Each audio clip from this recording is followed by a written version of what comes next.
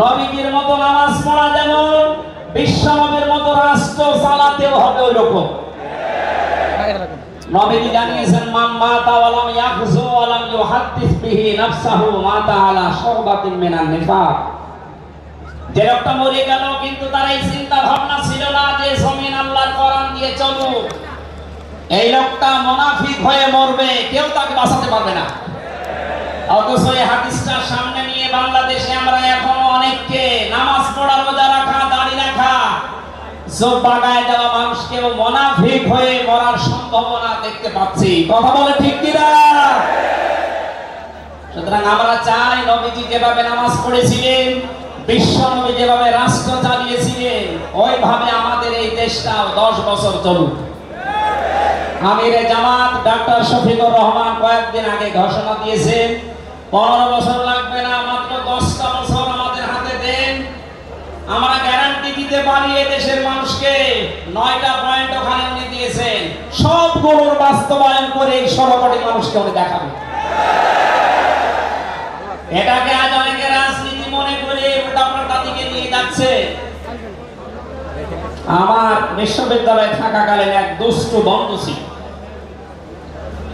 10 বছর নবী কোরআন দিয়ে রাষ্ট্র চালিয়ে বলতে পেরেছিলেন খায়রুল কুরুনি করনি, আমার যুগ শ্রেষ্ঠ যুগ।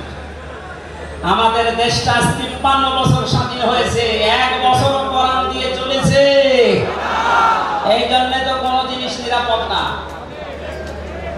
আমার ছোট দাদা উনি বলছিলেন যে হজে যাওয়ার পরে দেখি একটা ঘড়ি পড়ে আছে, মোবাইল ঘড়ি। চিন্তা করলাম নেব না, মনের ভেতরে ভয়, যদি ধরা পড়ে যায় তাহলে তো মানুষ এদেশে তো ধরা পড়লে হাত কেটে দেবে। দেশে যাওয়ার পরে মানুষ বলবে হাজী সাহেব সো, এই ভয়তে নিলাম না। কি করে অতিক্রম দাঁড়িয়ে থেকে কেউ নেয়ও না, কারো পায়ের নিচে পড়ে আবার নষ্ট হয়ে যাবে, তুলে নিলাম এদিক ওদিকে তাকিয়ে। হারানো জিনিস যেখানে জমা দেয় ওই জায়গায় জমা দিলাম।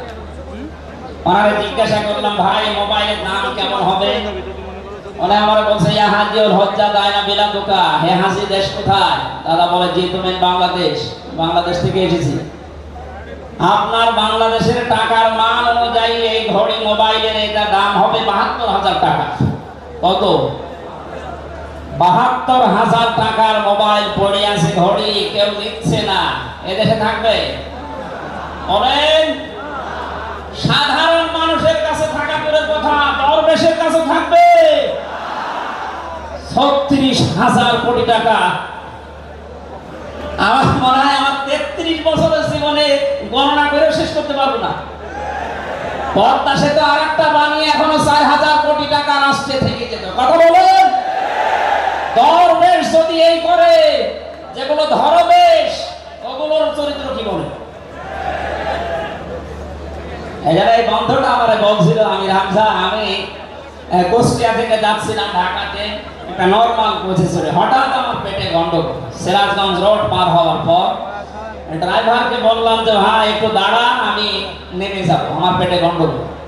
ড্রাইভার বলছে গাড়ি থামবে না, একেবারে জায়গা মতো থামবে। আপনার যদি বেশি অসুবিধা হয় তো পেছনে সিট খালি আসে, বসে বসে আল্লাহ আল্লাহ করে। তো বলছে আমার পেটে গন্ডগোল, একটা আল্লাহ আল্লাহ থামে। পেছনে যে দেখি কয়েকটা সিট খালি পড়ে আছে, পলিথিন দেয় বমি করার জন্য, একটা নিলাম।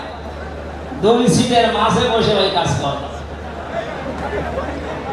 চিন্তা করলাম এটা যদি রেখে চলে যায় তাহলে তো বদনাম হয়ে যাবে। পকেট থেকে একটা সাদা রুমাল ছিল, ওইটা বের করলাম, টাইট করে বাঁধলাম, পেছনের সালানা খুলে ফেলে দেব। আল্লাহর ইশারা পেছনে আসছিল মোটরসাইকেল ওরা, পড়বে কি পড়বে একেবারে মোটরসাইকেলের সামনে।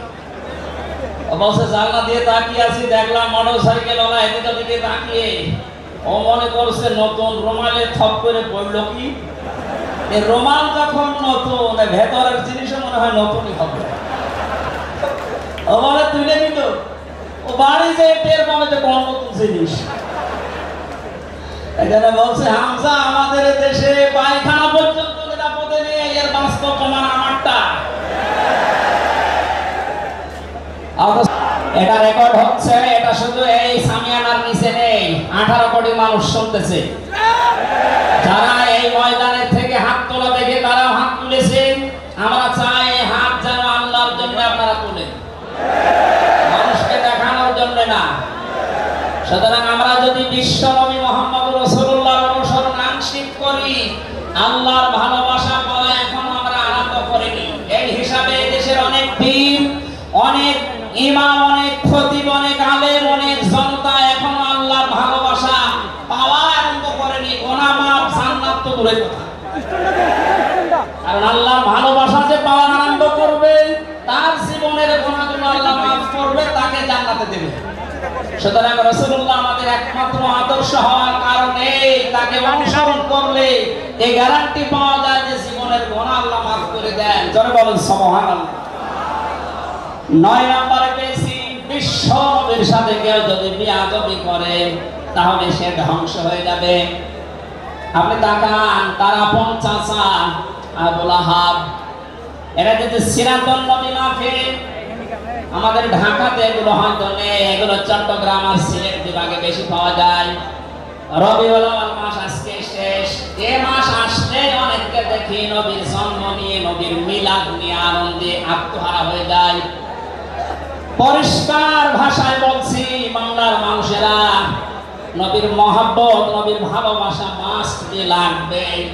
কিন্তু নবীর জন্ম নিয়ে, নবীর মিলাদ নিয়ে যদি কেউ শুধু আনন্দ করে মেতে থাকে, নবীর আদর্শের কোনো খোঁজ নেই, আপনি এই মুহূর্তে জেনে নিতে পারেন যে আপনি জাহান্নামী। তার প্রমাণ নবীর আপন চাচা আবু লাহাব আর আবু তালেব।